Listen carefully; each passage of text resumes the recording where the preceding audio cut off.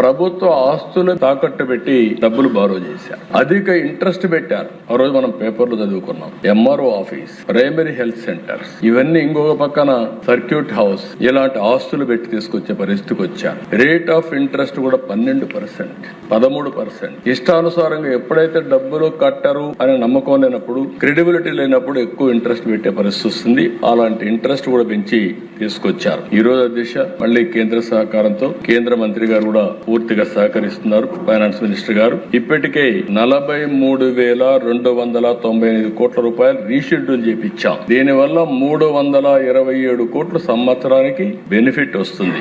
ఇది కాకుండా 1,20,000 కోట్ల రూపాయలు రీషెడ్యూల్ కోసం ప్రయత్నం చేస్తున్నాం. ఇది కూడా వస్తే 1,658 కోట్ల సంవత్సరానికి ఆర్థికంగా వెసులుబాటు వస్తుంది. దీనివల్ల కనీసం ఒక స్కీమ్ ఇవ్వడానికి అవకాశం ఉందని ముందుకు పోయే పరిస్థితిలో ఉన్నాం. దిశ అంటే ఏ విధంగా ఒక్కొక్క స్కీమ్ కి ఏ విధంగా ముందుకు పోతున్నాం, ముందుకు పోయే పరిస్థితికి వచ్చాం.